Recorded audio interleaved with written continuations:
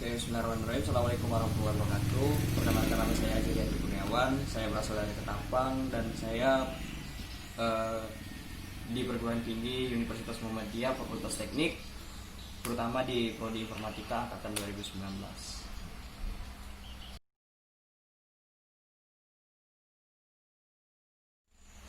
Untuk kegiatan daring tersebut ya, kalau dibilang dari segi posisi dan negatifnya juga dapat. Yang pertama dari sisi positifnya ialah sisi positif tersebut apabila kita ada kekosongan waktu di dalam rumah dengan batas waktu jarak yang sekarang berkala, maksudnya daring ya, dari satuan pendidikan. Yang pertamanya sekali ialah karena protokol kesehatan, kita tetap menuruti protokol kesehatan di mana peraturan tersebut telah ditata di dalam undang-undang juga. Akan tetapi dalam daring ini dari tingkat positif dulu nih. Tingkat positifnya ialah yang pertama, anak-anak bisa belajar di rumah sendiri dengan media komunikasi seperti HP atau laptop atau dan lain sebagainya. Akan tetapi sisi negatifnya ialah dari tingkatan daring yang sangat tinggi ialah dari presentase dari setiap mahasiswa, dari maupun siswa juga, tingkat presentasi, tingkat kepemalasan itu lebih tinggi, sekitar 60%, dan tingkat kerajinannya pun juga itu hanya 40%. Jadi kita bisa lihat juga kebanyakan juga dalam daring ini, baik sekolah maupun di perguruan tinggi, itu mempunyai tingkat satu kegagalan juga. Kegagalannya di mana? Karena di komposisi pada saat ini juga, yang awalnya sekolah secara offline tetap muka bersama guru kan, tetap bersama guru, dan kita bisa mengerti dulu materi yang apa yang diajarkan guru tersebut. Nah itu untuk offline. Dan secara daring ini juga mungkin itulah kata saya bilang, itu tingkat kemalasan itu agak lebih tinggi, itu sekitaran 60%. Terkadang juga biarpun guru sepintar-pintarnya guru, kalau udah tingkat malas itu lebih tinggi, dia hanya menyampaikan materi kepada siswa, tetapi tidak dijelaskan dalam jangka waktu cuman 1 jam. Nah misalnya hari ini contohnya saya sendiri ya, tentang mata kuliah komunikasi data, dan secara live meeting, dan juga itu pun hanya 1 jam dalam satu minggu, itu 1 hari.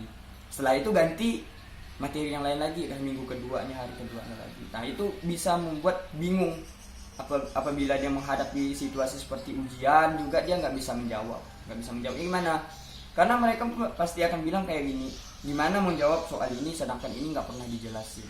Nah dengan demikian untuk daring ini kemungkinan besarnya tingkat positifnya cuman sedikit gitu, karena nggak ada interaksi sama sekali dengan guru. Karena di dalam undang-undang pun PJJ ini sebenarnya udah ditentukan pada Undang-Undang Nomor 20 Tahun 2003. Itu udah cukup lama sih, tapi sekarang udah mulai diuji.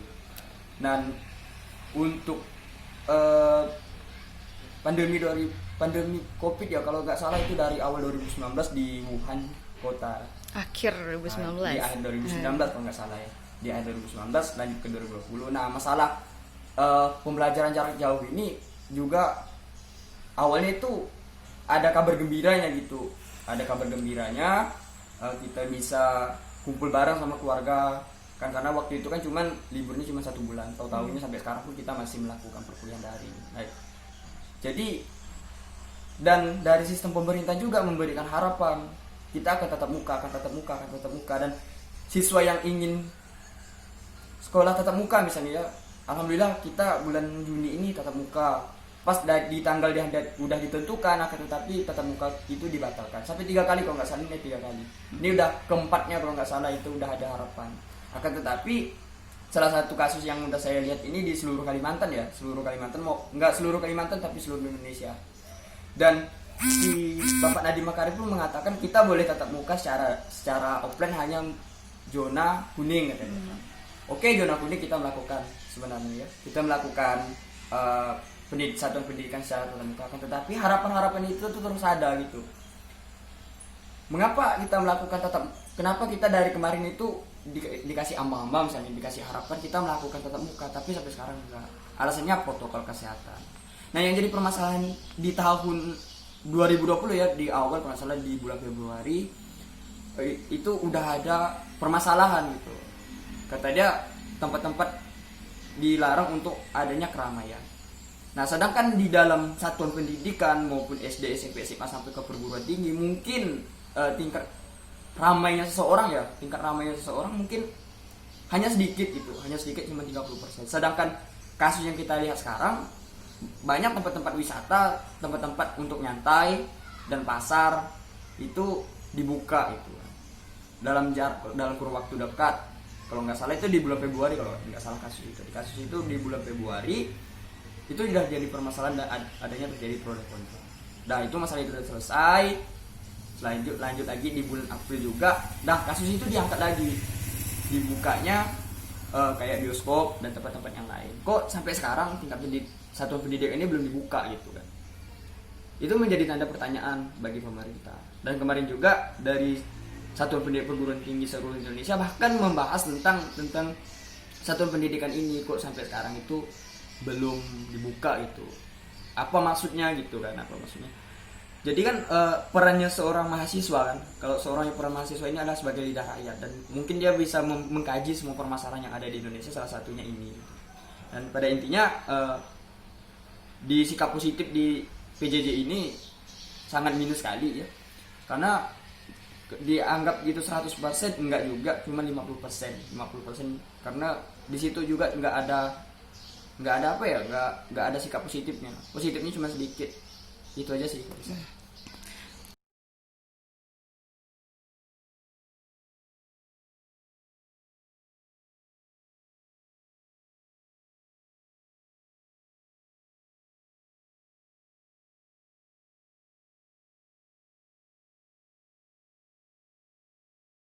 Masalah kuota gratis ya, sampai sekarang pun saya belum dapat dengan kuota gratis.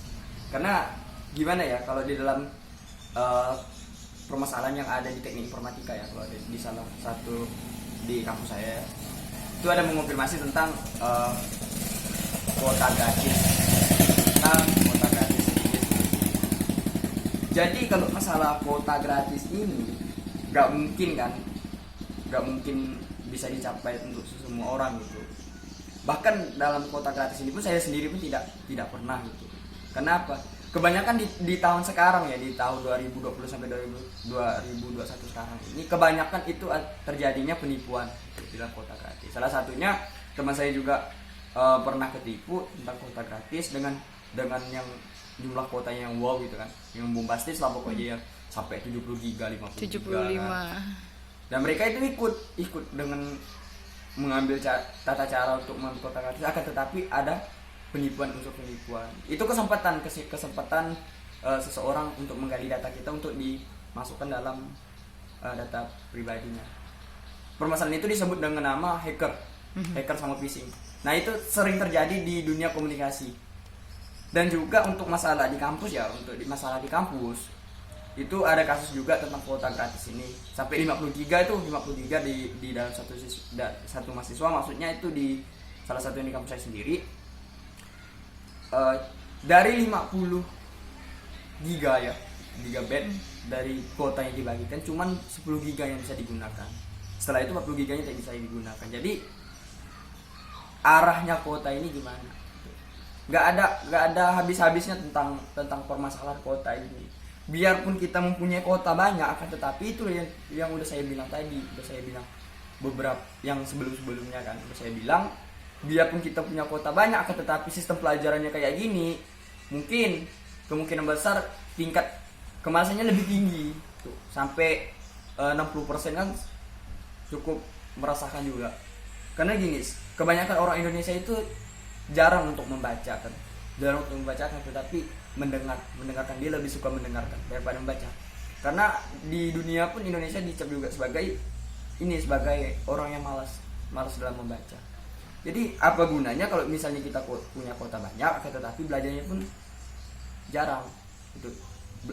Kuota banyak, pelajarannya pun jarang juga gitu. Karena tingkat pembahasan itu saya bilang tadi, karena sistem daring ini ada positif ada negatifnya. Positif tadi kita bisa mendapat ilmu dari luar, referensi dari luar. Misalnya satu materi ini misalnya tentang transmisi dengan tingkatan jaringan yang lebih kuat kan, cuman dikasih sama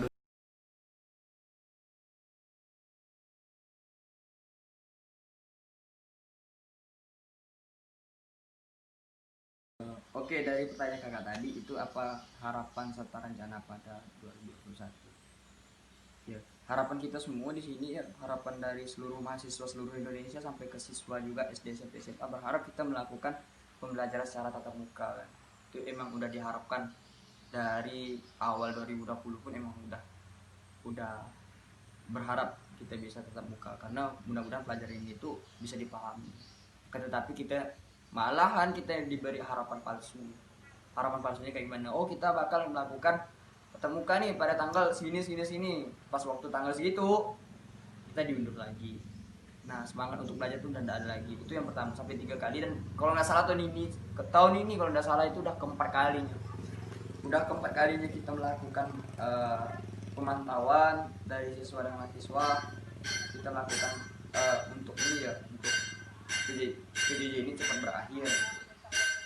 Sebenarnya tatap muka ini bisa dilakukan biarpun kita dalam 1 minggunya cuma 4 kali pertemuan atau dengan kurun waktu jam yang dikurangi, insya Allah sih semuanya bisa terkendali, bisa dicegah dengan baik. Tetapi itu lagi mainannya tetap protokol kesehatan. Kita tetap melakukan protokol kesehatan, kan, tetapi dilihat di situ lagi protokol kesehatannya kayak gimana gitu. Masker, cuci tangan, atau pakai hand sanitizer tuh udah bergema di mana-mana lah di setiap sekolah lah. Dan untuk rencana kedepannya buat pemerintah lah salah satunya tolong dipertegas lagi masalah ini masalah tanggapan dari asumsi-asumsi dari masukan oleh rakyat itu. Kebanyakan juga dari PJJ ini membuat tingkat stresnya siswa dan mahasiswanya lebih tinggi sampai bunuh diri, sampai ada yang berhenti sekolah karena sikap dari satuan pendidikan yang secara PJJ ini tingkat stresnya lebih tinggi gitu. Dan rencana untuk kedepannya mudah-mudahan dari kita ajukan dari pemerintah, dari seluruh mahasiswa, kalau bisa tuh dari mahasiswanya kita mengajukan surat rekomendasi untuk kita melakukan tatap muka bisa gitu kan. Biarpun hanya dalam 1 minggu cuma 2 kali, di kampus pun cuma praktek pun kita bisa datang tuh alhamdulillah gitu kan, daripada kita harus melakukan pakai sistem ini online gitu. Dan itu aja sih kak. Makasih ya.